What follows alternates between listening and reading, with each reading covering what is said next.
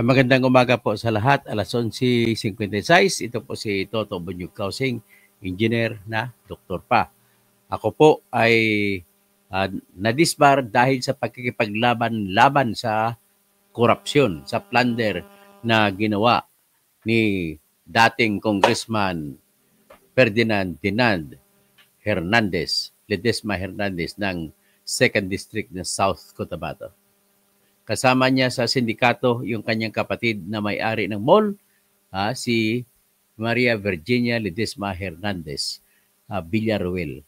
So kasama nila dyan, sa kasabahan nila, yung Regional Director ng DSWD Region 12 at yung Bids and Awards Committee members at chairman na si Jacquia A. Lau. Mister yan, lalaki hindi babae. Si Mrs. Emerita Dizon na Vice Chairman at saka si Muhammad Faiz Sarip na kanyang member. Kasama rin dyan si Ruhay Pakalandaba na kanilang accountant sa Region 12.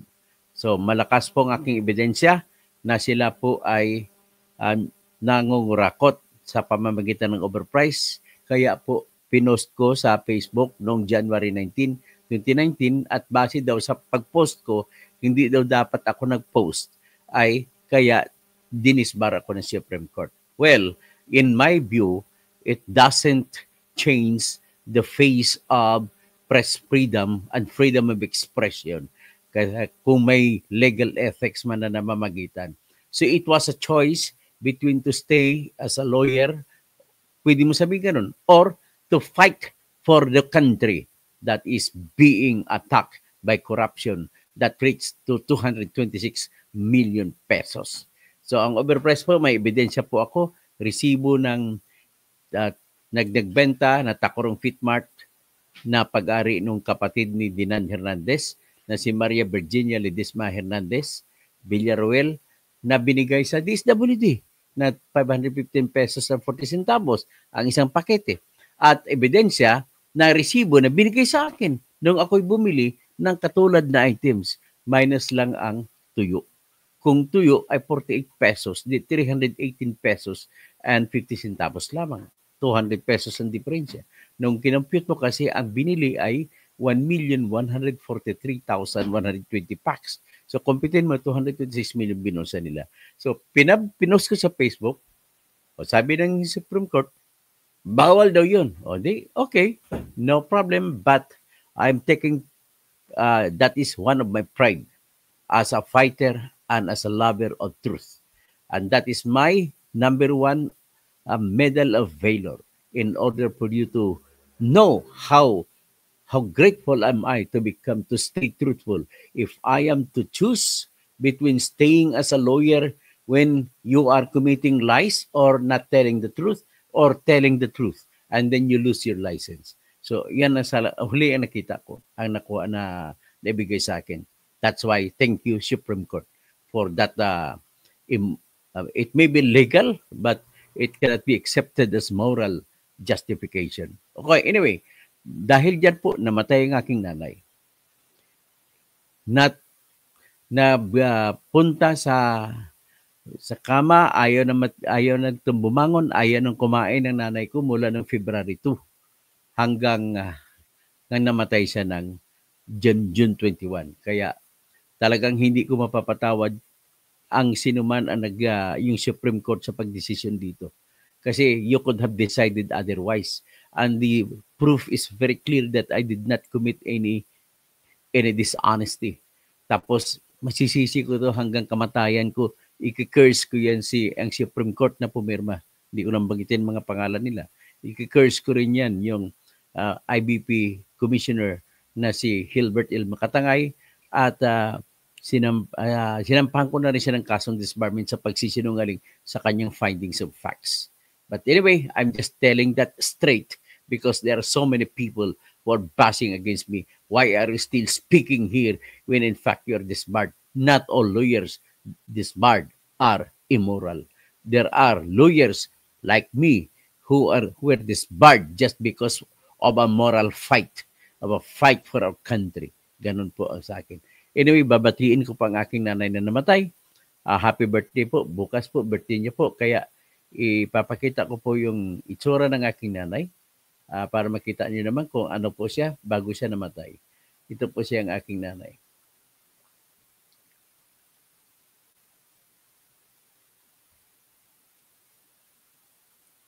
Yan po. Yan po ang aking nanay. Birthday niyo po bukas. Namatay siya June 21, 2023. So bukas, February 10, 2025. So, pangalawang birthday na niya na nasa ano siya na namatay. Okay? At least ayan, I'm proud of my mom. She is a fighter, relentless siya. She is a restless fighter. She did not rest if she has something to fight on. And she fights until the end. Kaya diyan ko nakuha siguro sa kanya yung ugali makipaglaban hanggang sa kamatayan.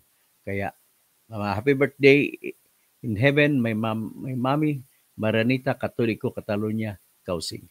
Mga happy birthday po. At yan lang po ang aking masasabi. Pasensya na po sa mga nakatingin na panood ngayon. I'm taking advantage of this time para batiin ko lang ang aking nanay kung saan ako'y nagsimula. Kung hindi dahil sa kanya, wala ako ngayon dito. Happy birthday ulit, Mami. So anyway, let's go to ano. Before going to, may mga subscriber ako, hindi ko lang banggitin yung mga pangalan nila. They are identifying themselves as kakamping din. Pero bakit sila nagagalit nung in-expose ko yung bigayan ng malaking pera para pumirma ng impeachment laban kay Sara? Sabihin na, tanungin, Toto, gusto ba impeach si Sara? Yan, kinakampanya pa nga namin impeach para magkaroon ng trial. So, ngayon, ang akin naman, nilabas ko kasi may ebidensya. Ayaw niya kilalanin na may ebidensya na nagbigayan ng pera para pumirma. Number 1 na ebidensya ng grupo sabay-sabay, isang buhos, 215, isang pirmahan lang. Ano ka ba naman kung tao ka na normal, kilalanin mo yan na ebidensya. At wag mo sasabihin na ginagagalit ka sa akin dahil in-expose kong katotohanan. Sa akin, lahat sila, resign all, lahat sila.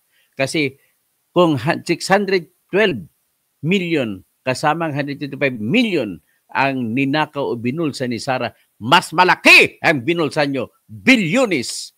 Tapos gumamit kayo ng 43 billion, 36 billion sa mga congressmen. Pinamigay nyo 150 kada isa para lamang pumirma. Patawarin ko pa ba yan? Well, impeachment is one thing and bribery of 150 million is another biggest thing.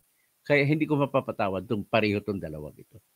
Kaya hindi mo pwede. Ang problema ko lang po, yung impeachment na dapat proseso na hustisya, katarugan, ay hinaluan pa ninyo ng bribery. Ano, Mr. Romualdez, magsalita ka!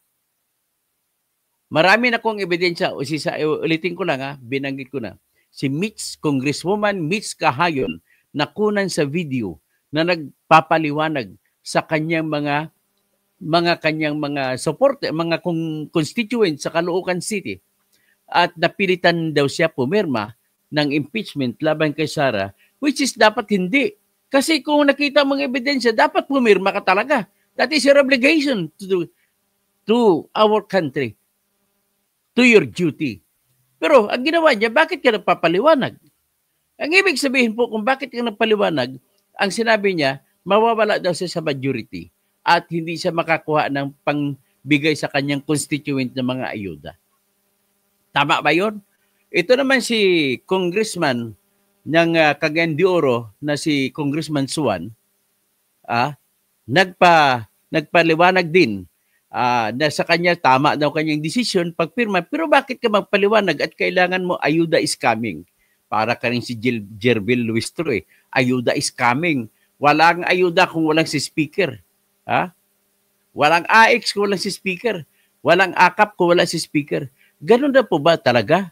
Kahit yung laban ng mamamayan para sa katarungan, hinahaluan ninyo ng bribery. Obligasyon nyo po yan na pumirma. Bakit kailangan pagbigyan kayo ng pera? O, dalawa na kayo. Ang pangatlong ebidensya ko, ang pinakarespetadong kolumnista sa buong Pilipinas, walang iba, si Jaris Bundok, ay sinulat mismo na 125 million ang binigay mula sa AKAP, 25 million mula sa AX, at 100 million sa project, sa flood control projects. Kailangan pa ba kayong bigyan ng pera para pumirma kayo, para kasuhan yung may kasalanan? Mas malaki pa ngayon ang kasalanan niyo kay Sara. Ang kasalanan niyo kay Sara, 150 million sa inyo. Si kay Sara natanggap, 125 million naman. So, paano ngayon natin gagawin ito? Ang hirap nito sa ating buhay eh. Ikaw na nga na biktima, magbabayad ka pa ng pera sa judge, magbabayad ka pa ng pera sa piskal para maipresenta ang ebidensya mo, para maisampa ang kaso mo.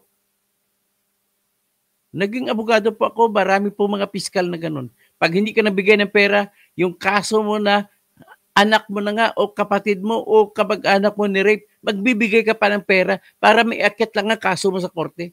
Ganon po ang mentalidad na pinakita ng ating congressman. 215. Pagkatapos ng 215 pumirma, sapat na po, 106 na pirma lang ang kailangan. At bakit humabol pa yung 25? Ang ibig sabihin, nang habol kayo kasi may hinahabol kayo. At ano yung hinahabol nyo? Pera, 150 million. Tapos ito ngayon, marami akong mga subscribers galit sa akin.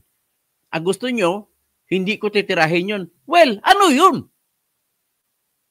Can you get justice by just ignoring the corruption that happened in the getting of justice? I'm revealing to you, sa aking practice sa pagiging abogado, marami pa akong kasong ipinanalo. Lahat ng kasong ipinanalo ko, hindi po ako nagbigay kahit piso. Ang ginagawa ko po, ito, harap-harapan na to, real, let's get real. Marami pong judge na sa tingin ko ay nakatanggap ng pera sa kaso ko. Anong ginagawa ko? Nagsasampa ako ng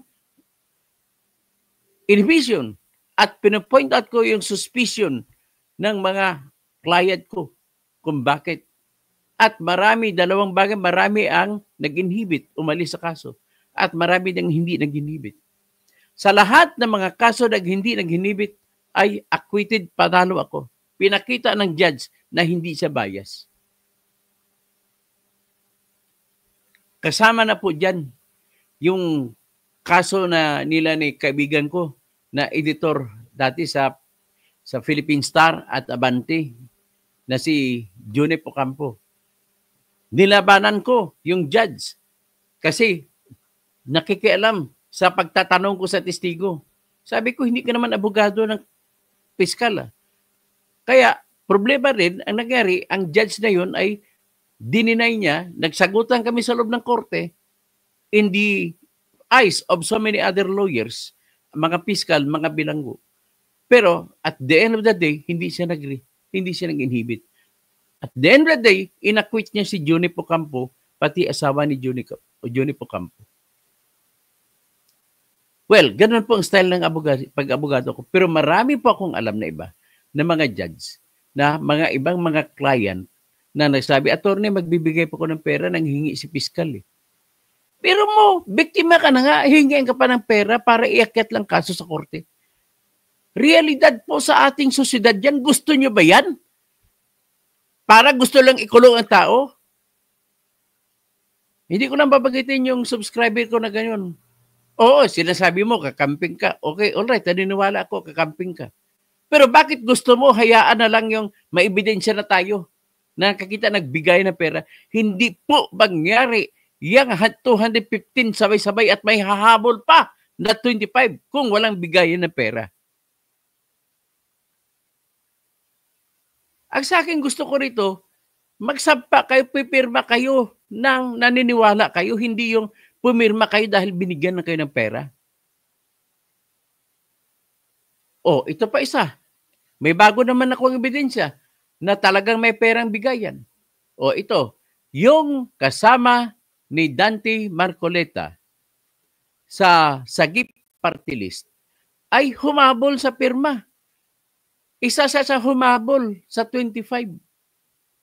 Bakit? Anong ibig sabihin? Mayaman ka na ngayon eh. Kasama ka sa industriya na pagmimina dyan sa Palawan. Inubos mo na yung kalikasan sa Palawan, sa Nara. Tapos, pipirma ka. Anong ibig sabihin? Humahabol ka pa. Sapat na kayong pirma ng 106 na congressmen. Humabol ka pa. Ang pangalan niya si Caroline Tanchay. Oh. Ano ba ito? Totoong Chinese o totoong Pilipino? Naniwala ka ba Pilipino ito? Caroline Tanchay? Isang Alice Go din ata to eh. O yan, ilabas ko report. So, ganun ba tayo sa Pilipinas para makakakuha ng katarungan? Magbabayad ka, magbabribe ka? Saan ka makakita? Hindi ka galaw ang kaso mo sa mga pulis, hindi mag-imbestiga pulis kung hindi ka magbibigay ng pera sa pulis. Totoo yan. Tanungin mo lahat ng pulis kaibigan mo.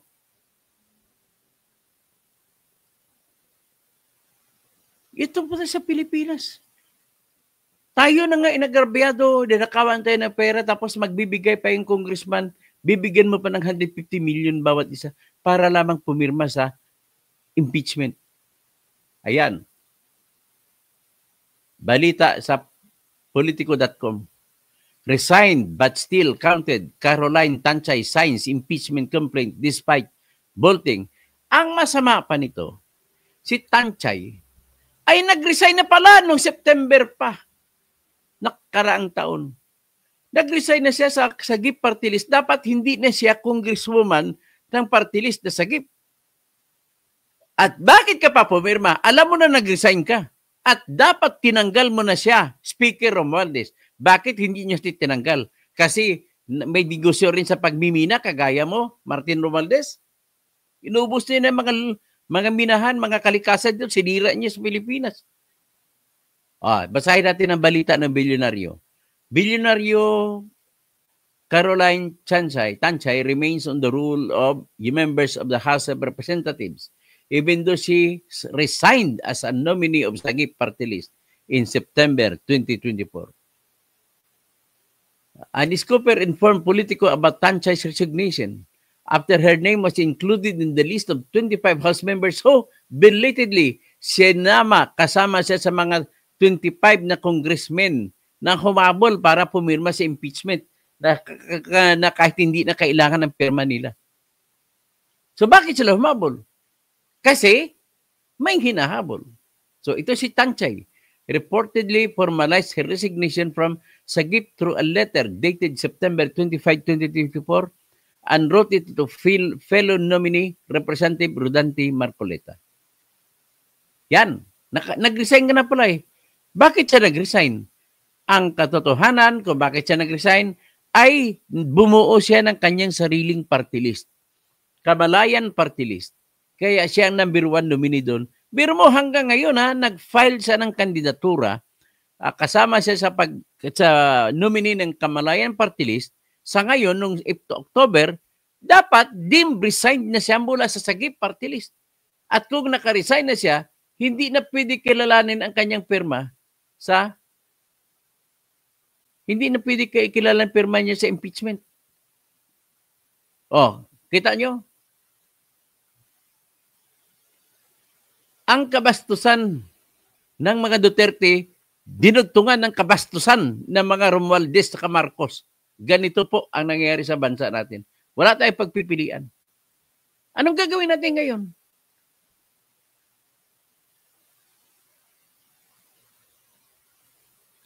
Si Mario Bulanis, fake po yung video kausing isa. Asan ang video na fake? Anong video yung fake? Video na ngayon na nagpapakita kay Beach Kahayon. Masyado kang defensive. Ha? Sino ka ba? Hindi ba kayo? Ngayon ko lang nakita pangalan mo eh. Si Edwin Constantino, si Marcolita pa, katulad rin ni Digongyo, forever Bastos. Panihot, lahat na sila Bastos, Marcos, Duterte, Romualdez. Michael dito sa Tony Kausing, 1 vote na po, Kabunyog. Salamat po. Eddie Calano, napakatalino po niyo. Bakit kayo na disbar? Dapat qualified kayo, Senador. Alam mo yung sinabi ko sa Pilipinas, hindi po patas ang lahat ng laban. Ang katotohanan po kung bakit ako na disbar, sabihin ko na. Nagbayad po, binili ako ni Bantag. Si Bantag ang namigay ng pera sa IBP. At siyempre, alam mo na ibig sabihin. Ang balita lang sa akin ay namigay siya ng milyon-milyon, 5 milyon kada pirma para lang mapirmahan ako i-disbar. Hindi po yan AD Kilalo, hindi po fake. Sigurado po ako dyan. Walang pipirma na ganun. Bakit ngayon na sila pipirma lahat? You must, hindi ka dapat umasa lamang sa mga dokumento kasi lahat ng kawatan, AD Kilalo, ay hindi nagpapakita ng ebidensya. Patago yan, nagdi-deny pa lahat mga yan. Ha? So, sabi niya, maganda ginagawa. Hindi po ako naniwala maganda yung pagnanakaw lang sa budget natin. Hindi na maganda yun. Pasensya na kayo kung tingin nyo maganda, pasensya rin kayo. Kasi ang tingin ko na, nakikitang-kita ko na pagnanakaw sa budget. Pipiliin mo yung budget ng ayuda, tapos ipapasok mo. Dapat palitan na natin sila lahat. Pagdating ng eleksyon, iboto nyo na lahat ng bago. Wala na yung Marcos, wala na yung Duterte, wala na yung Globaldez. Sila nagpapasira sa bayan natin. Kasama na yung mga si Gloria. Oh, kasama na yung mga Bung Pineda dyan, mga pamilya na dyan. Lahat po ng bago iboboto nyo. Ilang hiling ko sa inyo. Wala na itong pag-asa nito. Bayan na muro-muro lang na to. Kasi unang-una, sasabihin ko siyang katotohanan. Ang hina po, nabasa ko ng reklamong impeachment, napakahina po. Sinadya nila. Kumbaga nakadesenyo na mananalo si Sara. At kung kahit pa malakas yan, simple lang pong gagawin ni Sara. Pag nakita niya malakas ebidensya at malapit na magsasara yung impeachment, resign. So hindi mo na siya makonvict kung mag-resign siya. Pwede naman siya tumakbo ulit sa 2028. Kaya wala tayong maasahan. I'm calling all of you. Panahon na po magrevolusyon tayo sa buto natin. Wala po tayong asahan sa kay Marcos, kay Duterte, kay Gloria, lahat. Wala po tayong maasahan dyan. I'm calling all of you. Lahat po ng gawin nila ay bigay dito, bigay ron. Bribery po lahat.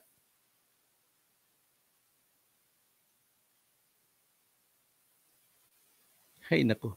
O basahin ko na lang lahat kayo. Mag-out na ako. Diyan na po, yan na po ang aking concern. Rogelio Rosalin, Roger Rosalin, watching from USA. Nobody said that life is always fair. Okay. Yeah, but if nobody says life is always fair, pangalan mo kasi yan eh. But we have to strive and do our own obligation. And we must treat all persons that we speak to, all persons who we know, all persons who we deal with, fairly. Kung maari pa, ikaw na magbigay. Ikaw na mapagbigay. Importante mapagbigay kahit talo tayo. Bigay mo na sa kausap mo. Ganun lang kasimple. Ganun din ang pamantayan ko sa buhay ko. Patawarin ko na yan kahit ako pa may karapatan. Ganun lang kasimple. Kunti lang naman. Pero kung sukdulan kagaya ng impeachment, nabigayin pa ko bribery 150 million, mas malaki pa sa ninakaw ni Sara. Lilitisin mo yung kaso dahil sa 150 billion na 125 million na ninakaw. Tapos ang para malitis mo, magbibigay ka ng bribe 150 million. Where is justice there? Grabe. Marhay na aga sa mga Bicolano. Then nagsimula yung salitang bunyog na aming ginawang partido. Jacques Di Muli, maya paabak sa mga kabalin ko, naimbag bigat sa mga kabsat ko. Mga Cebuano, maayong buntag kaninyong tanan. Sa mga waray-waray, maayong aga. Sa mga Bicolano, marhay na aga. Sa mga waray-waray, maayong aga. Sa mga Ilonggo, maayong aga. Sa mga Karaya, mayad nga aga. Sa mga Surigao nun, maradyaw nga aga sa inyong hurot. Sa mga Tausog, maray, may naat. Marayaw, may naat. So magkalapit-lapit lang ang lingwahe natin, no? Tausog, maray sa Bicolano, ang maray, pwede mo sabihin mayad. Sa mga Ilonggo o mga Karaya, mayap sa mga kabalen. Tapos medyo malalayo ang naimbag. Ngayon, malapit-lapit lang isa mga kwan, may mga mafia o ganun nagrambol lang. Sa mga Maranao naman at Maguindanao, mafia magkapipita sa inyo lakon. O yun, ganun lang po ang ating ganun lang pinupoint out ko. Pinapamukha ko lang sa inyong katotohanan ng labang ito, mananalo tayo kung magbibigay tayo ng pera. Yan pong katarungan sa Pilipinas. Huwag tayong magagalit ng dahil lamang sa gusto natin impeach, tapos nag-expose ako ng katotohanan na namigay ng pera para lamang ma-impeach, which is wrong. Basically wrong. Pastor Rudy Rabi, salamat po. Ganyan sana ang position, Attorney Kausing. Tama ang pananaw mo. Mas malala ang mga kalaban ni BP. Pare-pareho lang sa totoo lang, pero sinasabi mo kasi, sabi ng Biblia, thou shalt not steal, di ba, Pastor? Pastor Rudy? So, hindi naman naglagay ng amount ang Diyos kung magkano ang paparusahan na hindi pwede. Thou shalt not steal, ibig sabihin kahit 5 sentimo, stealing pa rin yun. So, Terminal 1, ganyan. Sabi, Bobby Cortez, good day po, Dr. Toto. Jupiter Pluto, ang ibang manonood kasi hindi nakakaintindi. Sana nilawakan ang pag-iisip, ipag-intindi. Ang linaw-linaw na nga po ng paliwanag nyo doon pa sa post-vlog nyo regarding sa bayaran. Wish natin dapat na sa parang malinis na pagreklamo na walang halong panunuhol. Dapat kung katarugan, wala ng suhulan. Akalain mo hinuli ka ng traffic officer sa kalsada. Hinuli ka, wala ka naman kasalanan, hindi ka naman naglabag. Ikaw, para matapos ng usapan, bibigyan mo ng 500 yung traffic officer. Bakit ganun tayo? Bakit okay lang ba sa atin yun? Di ba? Naging danger, marami na akong nasalamuha ng mga ganung usapin ng katarugan bilang naging abogado. 2005 pa ako nakapasa sa bar exam. 2006 nang simula. So nakita niyo na kung gaano karanasan ko, lawak ng karanasan ko. Kami, tinatawag kami mga trial lawyers. Yung mga abogado diyan sa Kongreso, mga congressman, ay tawag sila still lawyers. Kaya, kailangan nila kumuha ng mga private lawyers na mag-handle ng kaso laban kay Sara. Hindi pwede na sila ang hawak. Wala silang karanasan sa trial. Iba yung trial. Nakikita mo yung mga bardagulan dyan. Yung mga abogado sa mga kongreso, with your respect to you, pag isang issue lalabas, hindi nyo na alam may sasagot. Pero kami, in the click of our fingers, we can immediately answer. Ganun lang ho kami ng mga trial lawyers. Well, Sir Peñalosa, hanggang di maganda ang kalakaran ng gobyerno, kaya nga dapat mag-revolution tayo, baguhin na natin lahat nito. Biro mo, naitaboy na natin si Marcos Sr., naibalik pa rin. Anong klase meron tayong ugali? Cesar Irati, nagnakaw na nga, binuto pa natin. Ganon po tayo. Cesar Irati, ganyan ang ginawa ng Pinoy Aquino admin nung na-impeach si Justice Corona. Totoo lang, naniwala din ako dyan. Pero si Corona talaga may kasalanan din. So, Ernie Kausing, Eddie Calalo, bakit kayo na-disbar? Eddie, ang pagka-disbar ko ng dahil sa pakikipaglaban ko para sa pera ng bayan, laban sa kakurakutan, ako ay natanggal po. Pinablis ko kasi sa Facebook ang aking kaso na sinampa laban sa mga nangurakot. Sabi, galit na galit sa akin itong Mario Bolones. So, anyway, don't you worry. You have the right to say it against me. And I will defend to death your right to say it against me. Edwin Constantino, si Marcolita Pakatulad rin ni Digong nyo forever. Bastos, Michael De Dios, Attorney Kausing, one vote for Kabunyog. Salamat po, Eddie Calalo. Pick po ang bayaran. Kung totoo po yun lahat, papirma sila. Kasi bigla naman lahat ng pera napakalinaw ng mata. Eddie Calalo, you must be, mag-obserba po kayo. Hindi yung nakikita mo lang. It is not what meet the eyes. Kalalahanin mo, Eddie Calalo. Paano ba nanalo? Paano ba nagdesisyon si Solomon? Nagdesisyon si Solomon kahit walang ebidensya kung sino ang na birth certificate para malaman kung sino ang nanay ng bata sa dalawang ina na nagkiklaim na nagsasabi sila ang inay ng bata. Anong ginawa ni Haring Solomon na wala mang ebidensya sa hawak? O sige, hatiin ko ang bata. Ibigay ko kalahati sa isa, kalahati sa isa. O, nagsalita yung isang babae. Haring Solomon, huwag niyo na pong patayin, ibigay mo na sa kanya. So, nang nakita ni Haring Solomon yun, wala namang dokumento, pero yung judicial notice of habit of mankind and the experience of mankind, nagsasabi sa kanya, ito ang totoong nanay. Kasi walang nanay gustong ipapatay ang kanyang anak. Ganun po yun, Erika Lalo. You have to be a little bit observant of your surroundings at saka ugali ng tao.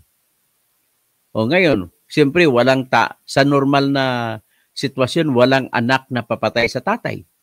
Pero akusahan mo isang anak, pinatay yung tatay ko, kailangan mo na ng ebidensya dyan. Kasi normal sa anak hindi papatay ng tatay. Kailangan mo sobrang ebidensya dyan. Ganun pong ibig kong sabihin. So, Joey Castillo, no vote to Marcos, Marcolita, Duterte, Romualdez, and Trapos.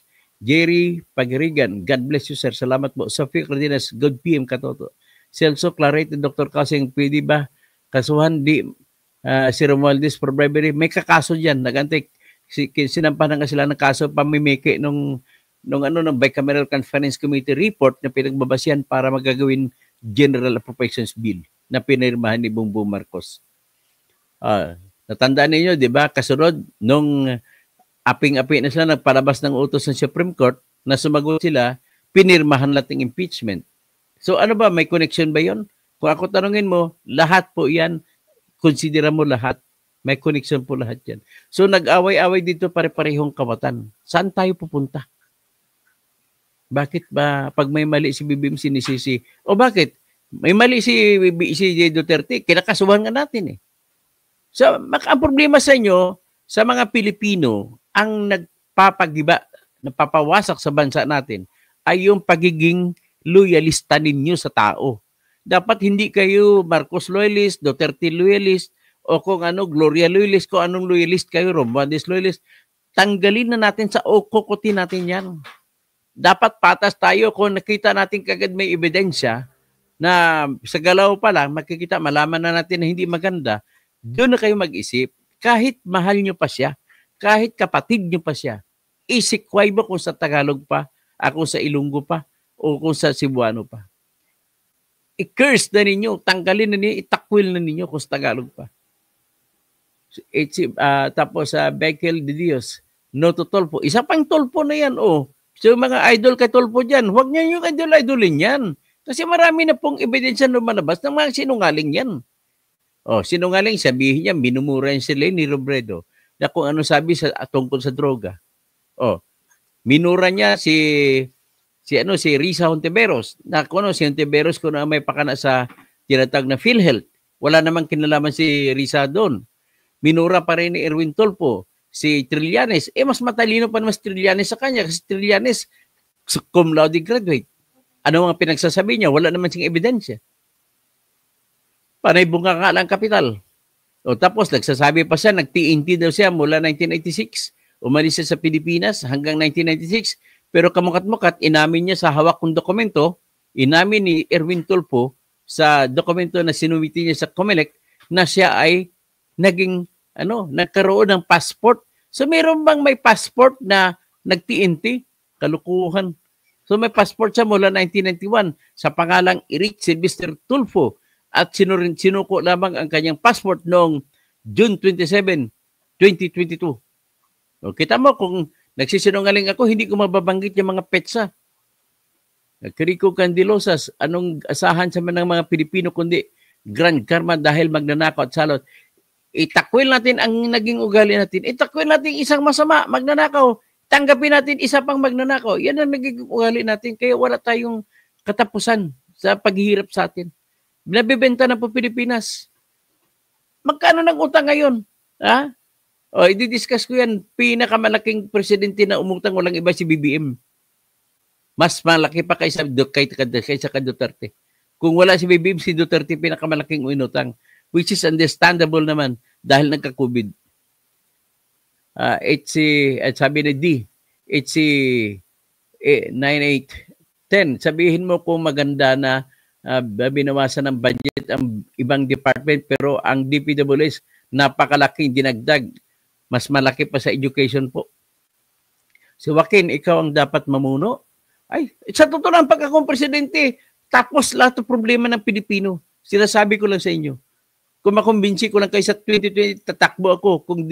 Kung ginawa ko nuisance ngayon sa senatorial, well, that maybe is the answer of God. That may be a divine providence. Because from now on, I am telling you, I will really run for president in 2028 elections. For the 2028 elections. Si Putin, si 9810, puro kasi mali ang tinitingnan nyo. Bakit ako titingin sa tama? Ano bang tama ginawa, di ba? Wala namang tama kung nakita ang ginawa ni BBM.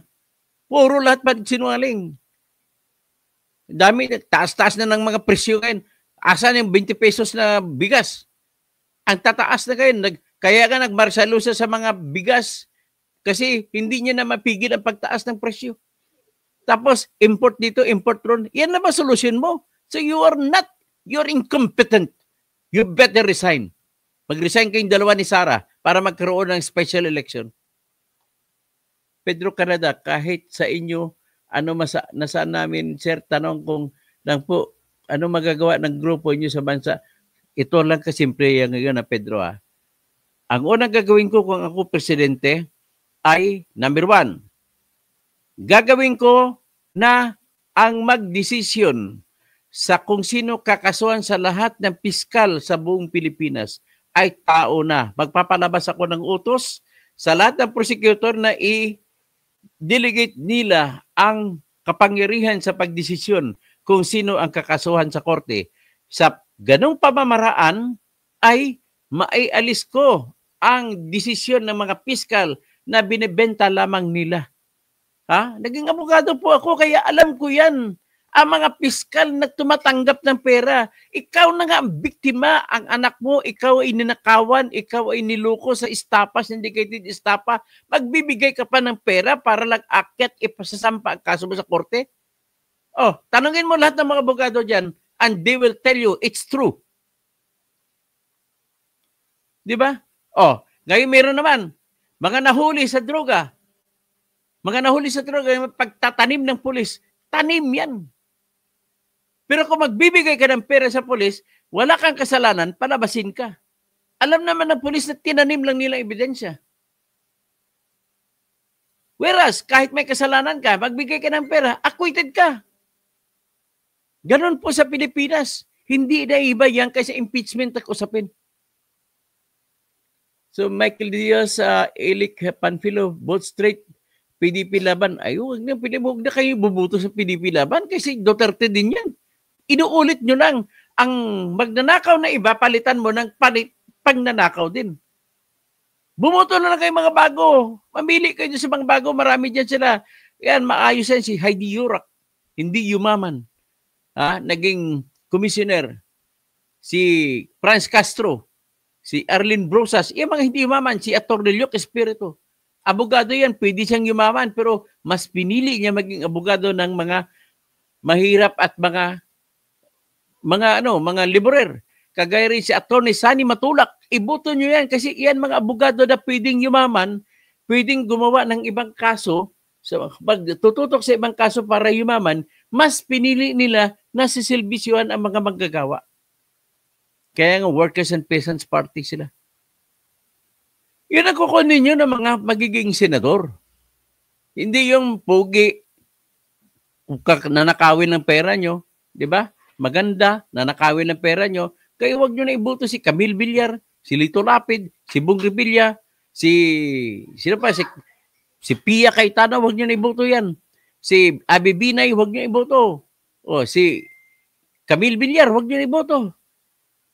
Ganun na ho kasimple. Si Torpo, huwag nyo iboto, magiging titiri sa Senado. Gusto nyo ba isubo nyo sarili nyo sa dragon? Pakain nyo sarili. Pag binuto nyo mga yan, parang sinusubo nyo ang sarili ninyo, ipakain nyo sa dragon. Mga dragon na yun kung magnanakaw. Sobra pa sa kaysa buhaya. Nature B is politika po talaga yan. Kaya iwasan natin tayo po ang magdesisyon kung ano maging politika natin. Maging malinis pong politika natin kung bumubuto kayo ng tama. Ganun na kasimple. Tanggapin ang pera, ibuto ang iba. Makabago ibuto nyo. Ganun lang kasimple po kung gusto nyo siguradong pagbabago. Po, magandang gabi po, Dr. Mabuhay po kayo.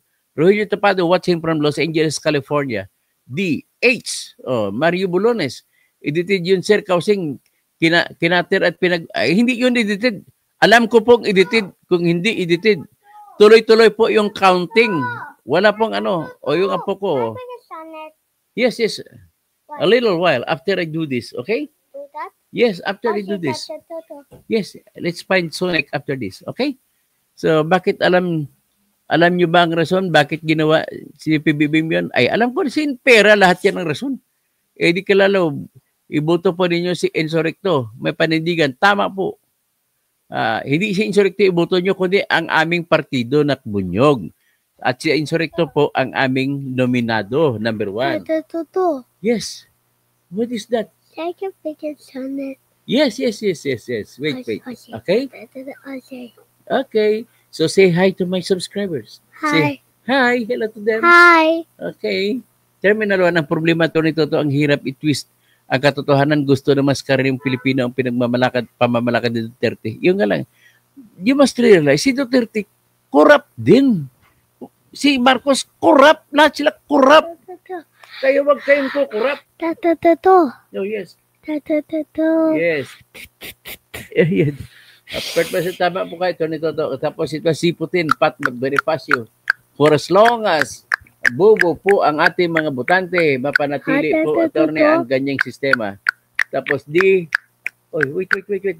Christian Paul Ripalda. Hello, sir. Popoy, nasanay na kasi mga Pinoy sa lagayan, Sir Toto. Biro mo sa traffic pala, maglalagay na tayo ng pera. Ngayon, ito, inaamin ko. Pati ako kung minsan ginagawa ko, magre-request na lang ako ng dokumento sa korte.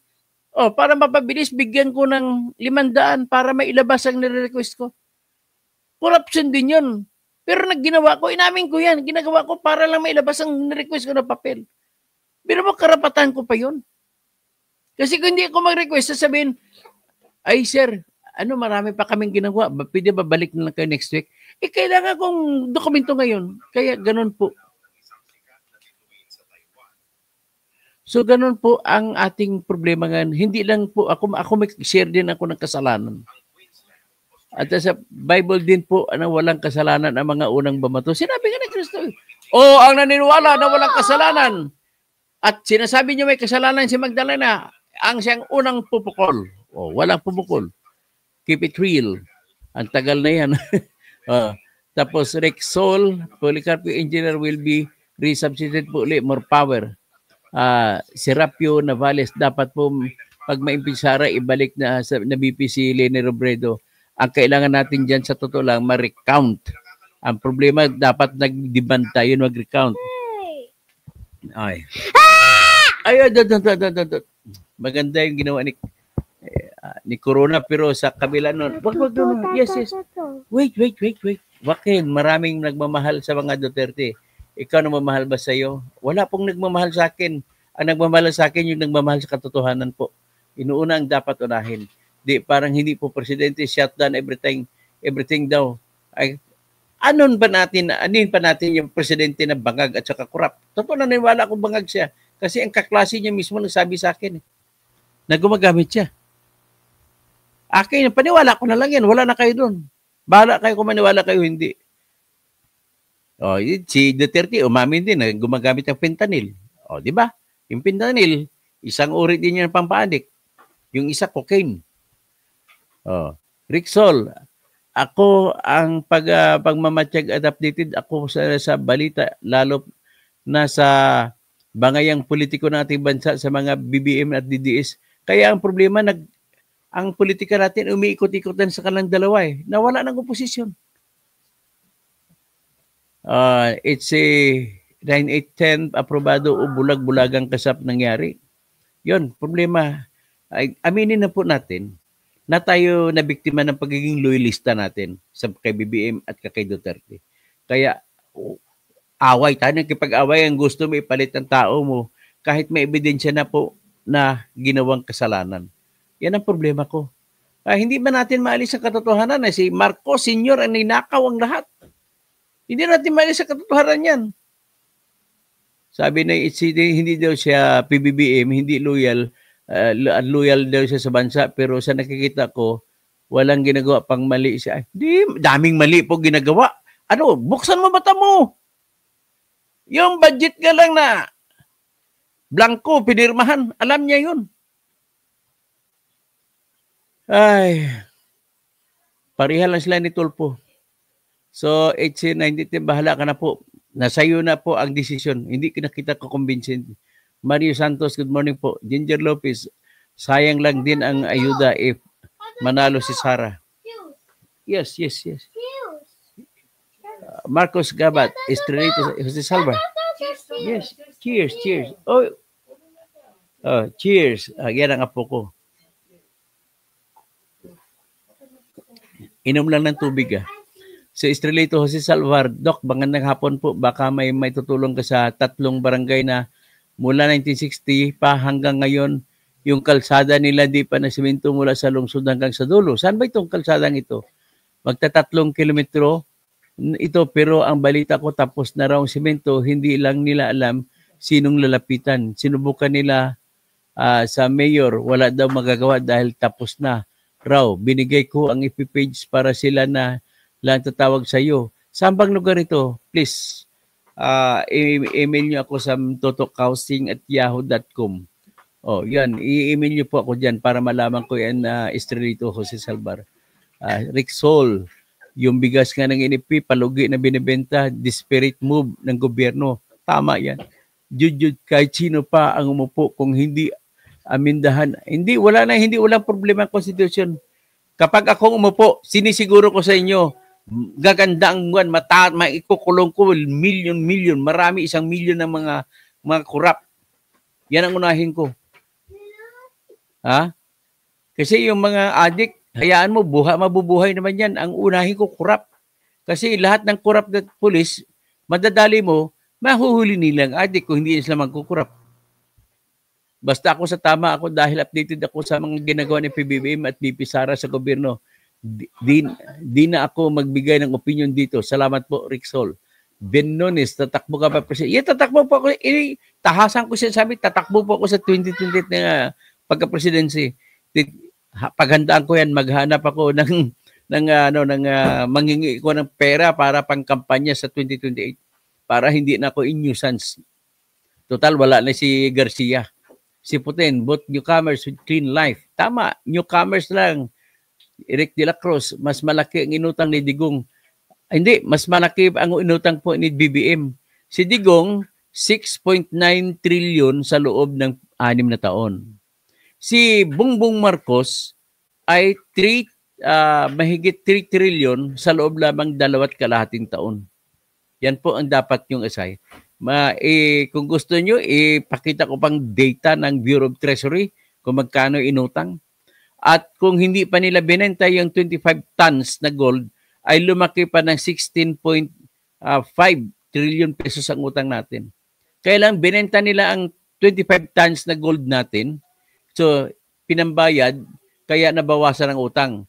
At kinuha nila yung PhilHealth na 89.9 billion at yung 60 billion ang nagastos na nila, so pinambayad kaya bumaba. At kinuha pa po ni Bongbong Marcos ang 117 billion na pundo ng Philippine Deposit Insurance Corporation na laan sana yan para sa mga depositors ng mga bangko na natumba. So, kinuha rin ni Bongbong Marcos. Marami pa silang kinuhang pundo kaya nabawasan ang utang. Kaya ang final na utang ni Bongbong Marcos pagkatapos ng December 31, 2024 ay 16.05 trillion pesos. Yan na, datos na yan, hindi nagsisinungaling yan. Okay? Sarimanok, correction po, Heidi Mendoza po. Tama, Heidi Mendoza. Yurak ako ng yurak. Dapat si Heidi Mendoza, yun ang number 1 ko sa totoo sa ngayon na ini-endorso. Rick Sol, at least first time niya na maging politiko. At wala pa siyang Bagong-bago. Wala pa siyang record. Ang record niya maganda pa. Siya pa po nag-investigate. Natandaan niyo ba yun? Marami siyang in-expose na sa kanyang na-discoveryhan. Ayson Di Marukot, kung hindi ka mayaman, hindi ka mananalo sa election. Yan, totoo po yan. Pero tayo ring butante ang magbabago ng ganong ihip ng hangin sa ating politika. At mula ngayon, subukan na natin na magsimula natin bumuto ng bago. Kahit tanggapin nyo lang mga pera binibigay ng mga buwakuan. Kasi unang-una, kung nagbibigay yan, ibig sabihin po, may intention magnakaw yan. Bakit kayo bubuto nyo nagbibigay ng pera? Ganun lamang po yan kasimpleng, huwag nyo na palawakin ang inyong analysis. Simpleng-simple lang yan. So, attorney, pag nakaupo ibang bet mo, 1,000%, hindi po yan, babantayan natin yan. That's it, no? Susugal, lahat ng boto natin ay sugal naman. Kung sugal ang lahat ng boto natin, bakit ka pa susugal sa taong namigay sa'yo ng pera? Doon ka na sumugal sa hindi pa nagbigay ng pera. Ganun lang kasimple. Eric de la Cruz, Heidi Mendoza po, o tama, Heidi Mendoza, Enrique Ramos, hindi rito to, nag-expose ka po ka ng pugo ni Lito Lapid, tapos antayin mo, babalikan ko si Lito Lapid, okay? Tapos Romel Bengson, naimbag na bigat, doktor. Okay, si Rodolfo Agsalud. Dr. Toto, dapat may balik ng pagka-abogado mo upang hindi ka nuisance at makatakbo ka for president. Don't you worry. Mananalo ako dun sa kasong yun. Para hindi na ko nuisance sa pagka-presidente. Lynn Balala, nakisanib kayo sa mabuti at kaputan ninyo ang masama. O yun, tama sa Roma 12:9. Nature B, gusto ko ng pugi pero sa entertainment industry of course. Kaya nga daming papagbubuto. Nasa survey pa si Willie Revillame. Kalain mo yan. Si Tulpo na wala namang ginagawa pagsisinungaling at pagnanakaw. Abit Bautista, good PM po.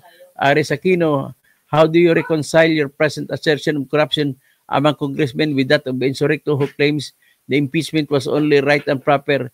Well, opinion na lang niya yun. Ang impeachment talagang right and proper. Right and proper yun.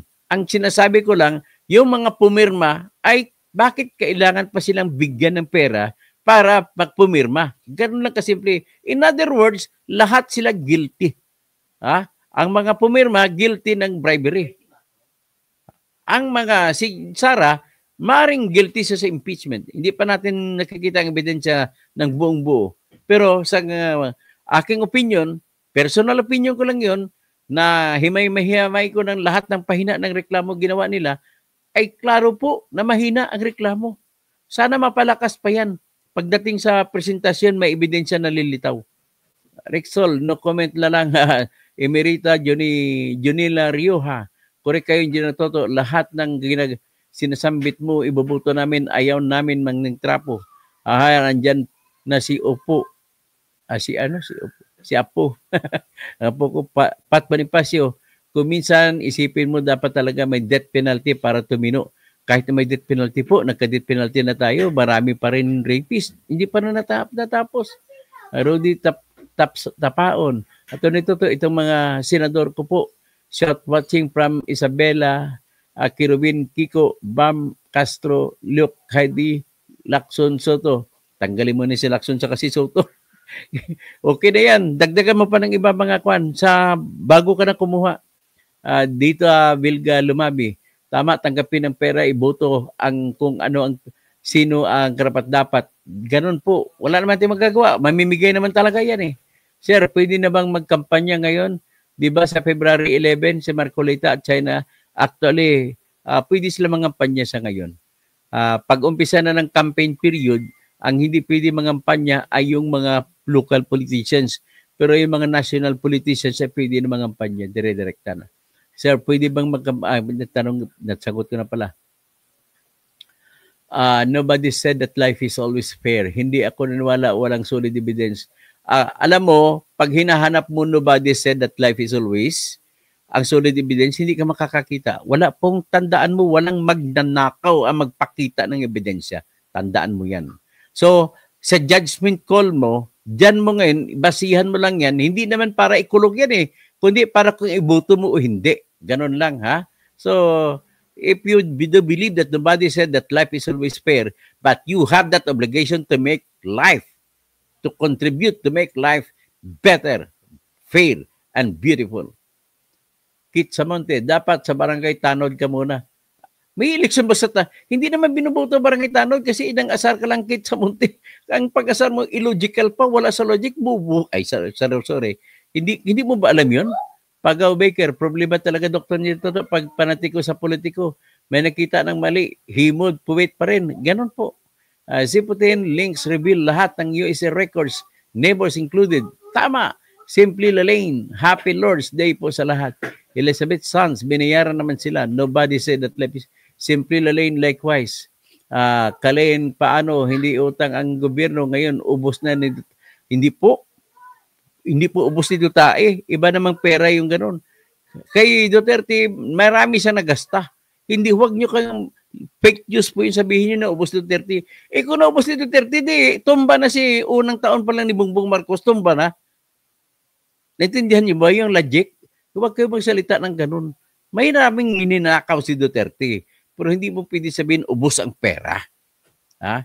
Bakit? Unfair naman kay Bongbong pag sinabi ko ubos na ng pera sa ngayon. Anya pa rin pera, pero yung utang natin tumataas na tumataas. 16.05 trillion na sa ngayon. Kapag kumataas ang utang, ibig sabihin, hindi kumikita, gastos ng gastos lang. At binubulsa lang. Alam naman natin lahat may korupsyon eh. Wala lang tayong ebidensya, pero alam natin, sigurado yan. Elizabeth Sanz, nagreklamo kayo, hindi naman ninyo pera. Yan, gold. Saan ba nagkaroon ng gold si Marcos?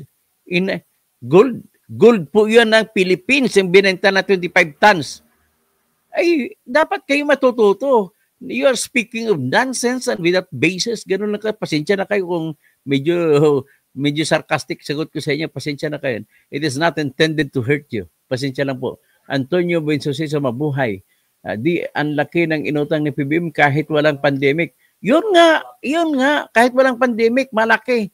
Ang average na inutang niya, 1.3 trillion kada taon. Kay Duterte, 1.1 trillion lang kada taon na may pandemic pa yun. Hilario Francisco Molida, ang magna, walang pagbabago. Elizabeth Sanz, ang dapat sa inyo, pasalamat na lang kayo, may pera. Ay, naku, hindi yan gold ni Marcos. Walang pinabigay si Marcos kahit piso, Elizabeth Sanz. Ang lahat ng dito, napakakuripot yan. Bisaya na Ilocano yan, pero sobrang kuripot. Hindi, without offense to my kapwa mga Ilocano. Ano naman, mga joke lang kasi na, tinatawag yung mga mga Ilocano na matipid lang siguro, hindi naman kuripot. Pipito Duran, nako, ingat kayo sa Comelec, Chairman Garcia, magic cheating yan ulit. O, tama po kayo. Ang Elito Pajardo, Attorney, malapit na sila sa dagatang apoy. Opo. Eddie Ogo, Policarpio, Eddie Calalo, Japi Erante Peñalosa, Rangel Barlimoro. O, ngayon, malapit na patapos magpapaalam na ako. Ed Gatdola, asking Meta, AI, kasi walang political affiliation sa mga politiko.